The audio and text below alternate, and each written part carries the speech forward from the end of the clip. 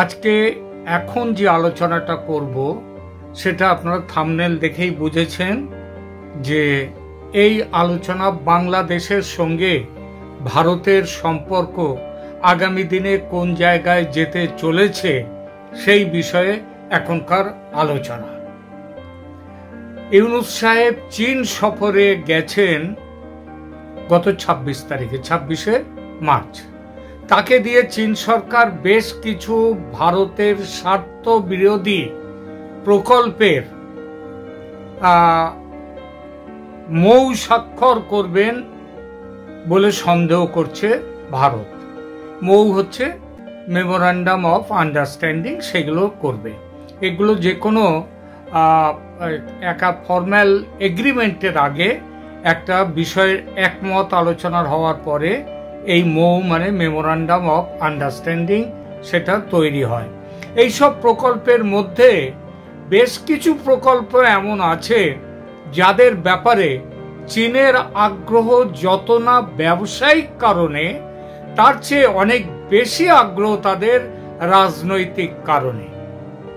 যেমন আপনারা অনেকদিন ধরে এবং মাঝে মাঝে ইউনূস সাহেব এই কথাটা বলে ভারতকে মোটামুটি একটু ধমকি দেওয়ার মতো করে বলেছেন যে আমাদের কাছেও রয়েছে 7 সিস্টার্স আছে। আমি আগেও বলেছি, আবার বলছি, এখন 7 সিস্টার্স আর নেই, এখন সিকিম যুক্ত হয়ে যাওয়ার পর এখন হয়েছে 8 সিস্টার্স। এই 8 সিস্টার্সে যাওয়ার, ভারতের স্থলপথ দিয়ে যাওয়ার একমাত্র জায়গা হচ্ছে শিলিগুড়ি করিডর, যেটাকে সহজে বলা যায় চিকেন নেক। এই চিকেন নেক কথাটা বলা হয়েছে যেমন একটা চিকেনের ঘাড়টা মটকে দিলেই কিংবা ঘাড়টা কেটে দিলেই সেই চিকেনের ধড় থেকে মাথাটা আলাদা হয়ে যায়, আর সেই মাথা আর মাথায় পৌঁছানো যায় না শরীর দিয়ে। সেই রকম এই যে শিলিগুড়ি করিডর, এখানে যাকে বলা হয় চিকেন নেক, সেই চিকেন নেক কেটে দিলে 7টা যে ভারতের 8টা যে আমাদের 8 সিস্টার্স রয়েছে সেই তারা সেগুলো বিচ্ছিন্ন হয়ে যায়, স্থল ভূমি দিয়ে ভারতের সাথে তাদের বিচ্ছিন্ন হয়ে যায়। সুতরাং এই জায়গাটার জন্য চীন বহুদিন ধরে এই জায়গার সন্নিকটে রয়েছে তিস্তা বাঁধ প্রকল্প। এই বাঁধ নির্মাণ নিয়ে চীন বহুদিন ধরে এখানে ঘাঁটি গাড়তে চাইছে। শেখ হাসিনার শেষ ভারত সফরে তিনি ভারতের সাথে এই ব্যাপারে একটা মৌ স্বাক্ষর করেছিলেন। তারপর তিনি যখন চীনে যান এখান থেকে, ভারত থেকে, সেটাই চীনে তার শেষ সফর। সেই খবর জানাজানি হয়ে যেতে চীন এত ক্ষেপে গিয়েছিল যে তারা শেখ হাসিনাকে প্রায় অপমানিত করে দেশ থেকে, চীন থেকে তাড়িয়ে দেওয়ার মতো করে দিয়েছিল, যার জন্য দীর্ঘ সফর শেষ করে তাকে তাড়াতাড়ি ফিরে আসতে হয়েছিল। তো এই তিস্তা বাঁধ নির্মাণ প্রকল্প চীন সেই ব্যাপারে ইউনূসের সঙ্গে কথা বলবে, ইউনূস সাহেবের সঙ্গে সেই ব্যাপারেও কথা হবে বলে জানা গেছে। লালমনিরহাট বিমানবন্দর প্রকল্প, এটাও হচ্ছে কাছাকাছি এলাকা, একটা পরিত্যক্ত বিমানবন্দরকে আধুনিকীকরণ করে সেটার জন্য, সেটাকে সামরিকভাবে ভারতের উপর চাপ সৃষ্টি করার জন্য এই প্রকল্প। এছাড়া মংলা সমুদ্র বন্দর নির্মাণ প্রকল্প, এইরকম আরো কিছু প্রকল্প আছে। মংলা হচ্ছে আমাদের খুলনার কাছে, খুলনার জেলার মধ্যে, এবং সেখানটায় সুন্দরবন অঞ্চলে। এদের মধ্যে মংলা সমুদ্র বন্দরের ব্যাপারেও ভারতের প্রস্তাব বাংলাদেশ সরকার কর্তৃক গৃহীত হয়েছিল গত বছর 2024-এর জুলাই মাসে। আর তিস্তা বাঁধ নির্মাণের কথা তো আগেই বললাম যে ভারত বাংলাদেশ মৌ স্বাক্ষরিত হয়েছিল, সেটাও গত বছর। এবার এই দুটি প্রকল্প আবার চীনের সঙ্গে ইউনূস সাহেবের আলোচনায় আছে। অথচ গত বছর হাসিনার সঙ্গে শীতল ব্যবহারের মূলে ছিল এই মংলা এবং তার থেকেও বেশিভাবে তিস্তা বাঁধ নির্মাণ প্রকল্প। এছাড়া বাংলাদেশের, এবং এইটা নিয়েও কিন্তু যে ভারতের সাথে ভারত বাংলাদেশের ওপরে ক্ষুব্ধ, ইউনূস সরকারের ওপরে ক্ষুব্ধ। এছাড়া বাংলাদেশের ধর্মীয় সংখ্যালঘুদের বিরুদ্ধে অত্যাচারের ঘটনা তার সেটা ক্রমবর্ধমান।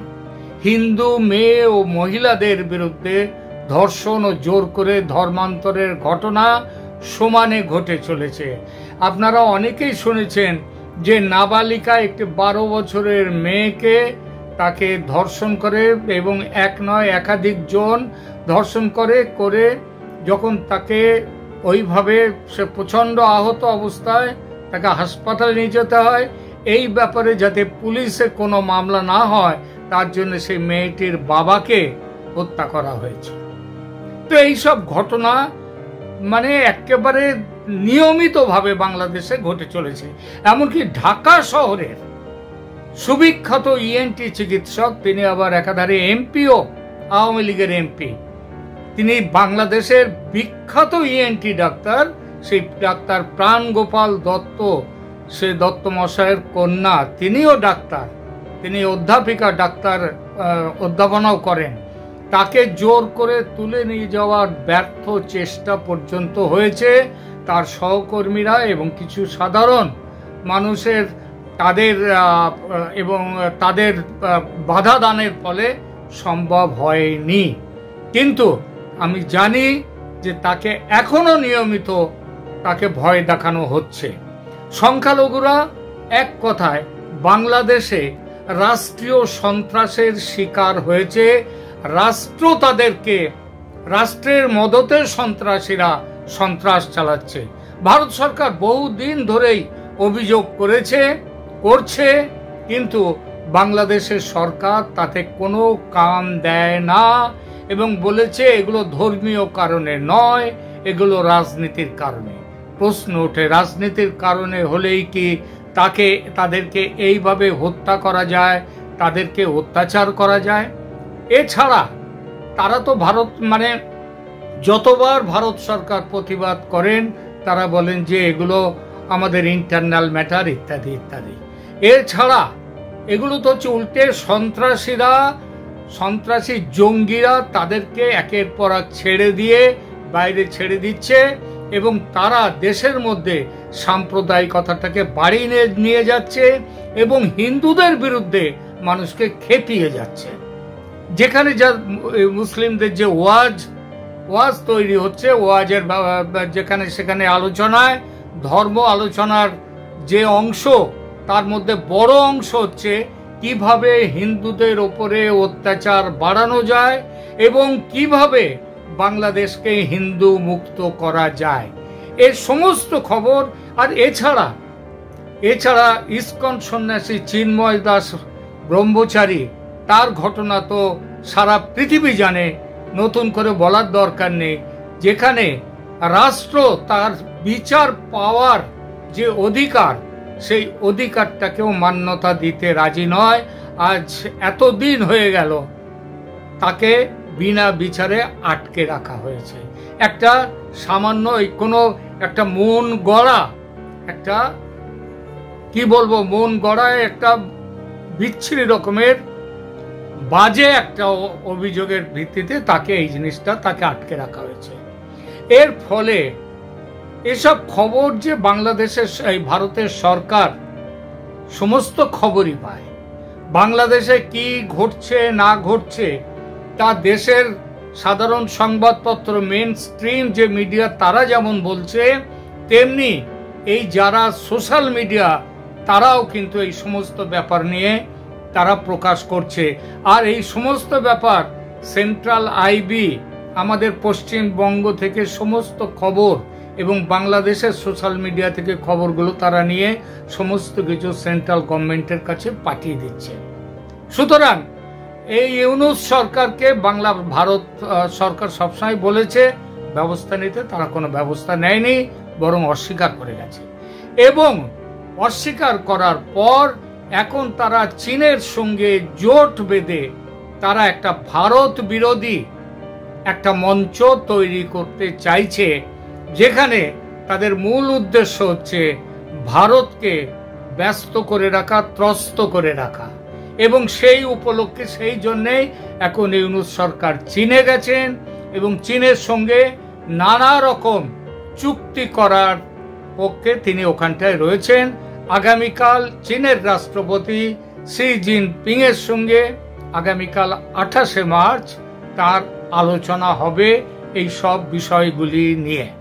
আর এখানে ধৈর্যের বাঁধ ভেঙেছে ভারতের, শুধু ভারত সরকারের নয়, দলমত নির্বিশেষে ভারতের সমস্ত রাজনৈতিক দল তারা বাংলাদেশের ইউনূস সরকারের ব্যবহারে প্রচন্ড রকমের ক্ষুব্ধ। এই 2 মাস আগে আমাদের বিক্রম মিশ্রি, পররাষ্ট্র দপ্তরের সচিব বিক্রম মিশ্রি সেখানে গিয়েছিলেন বাংলাদেশে, এবং সেখানে গিয়ে তারা দেখা করে তারা বলে এসেছিলেন ভারতের সমস্ত যে আপত্তিগুলোর কথা বাংলাদেশ সরকারকে বলেছিলেন। মোহাম্মদ ইউনূসের সঙ্গে দেখা করেছিলেন, কিন্তু তারপরেও অবস্থার কোনো উন্নতি দৃশ্যত ঘটেনি। ইউনূস সরকার যেভাবে যে পথে তার ভারত বিরোধিতা চালিয়ে যাচ্ছিলেন সেটা আরো বাড়িয়ে তুলেছেন। ফলে শুধু ভারতের সরকার নয়, ভারতের সমস্ত মানুষের এখন একটাই দাবি উঠছে যে আর নয়, অনেক হয়েছে, এবার কিছু ব্যবস্থা নিক ভারত। এবার আসি এই ব্যবস্থা নেয়ার প্রসঙ্গে, কি ব্যবস্থা এবং কিভাবে ভারত এগোচ্ছে সেই প্রসঙ্গ নিয়ে 2-4 কথা। ভারতের পার্লামেন্টের স্ট্যান্ডিং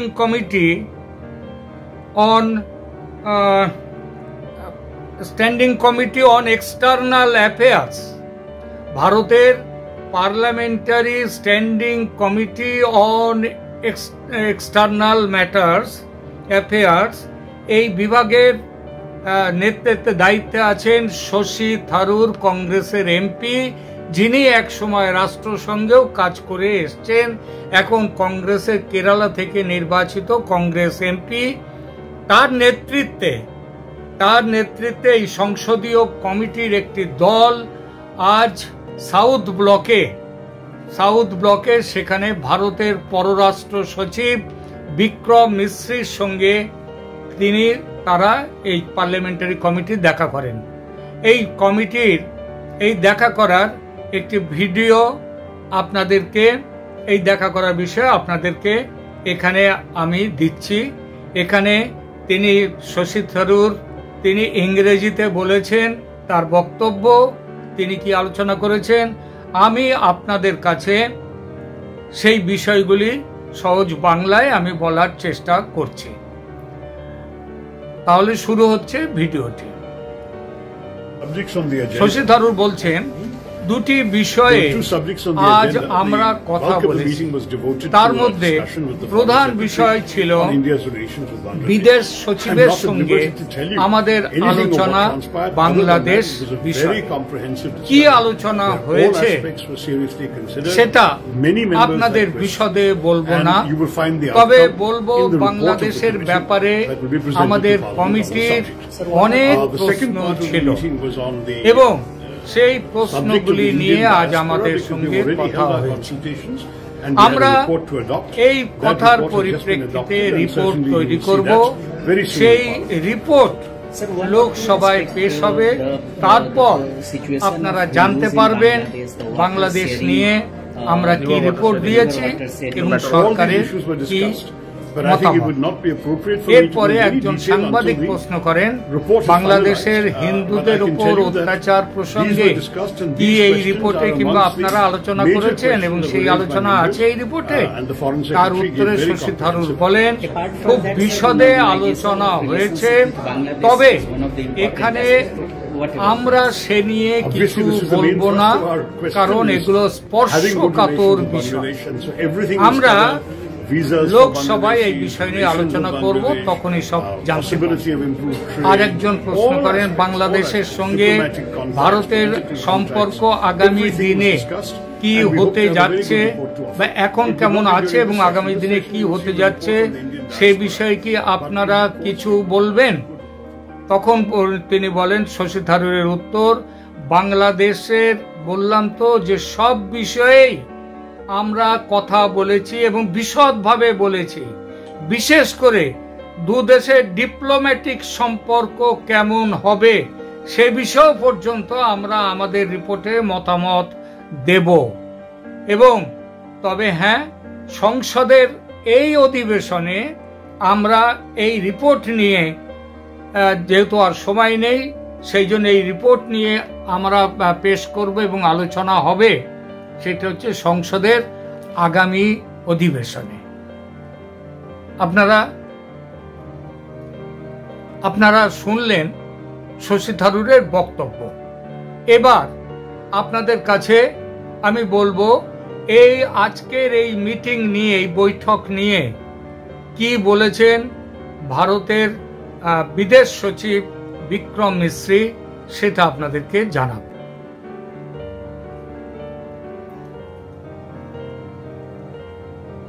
এখনো পার্লামেন্টারি স্ট্যান্ডিং কমিটির তরফ থেকে পরিষ্কার বলে দেওয়া হয়েছে, আপনারা শুনলেন যে এখন আমরা এই বিষয় নিয়ে কোনো কথা বলবো না, রিপোর্ট দেবো সরকারের কাছে, লোকসভায় সেটা নিয়ে আলোচনা হবে, তারপর কি হবে না হচ্ছে না হচ্ছে, আমরা কি বলেছি না বলেছি সেগুলো আপনারা জানতে পারবেন।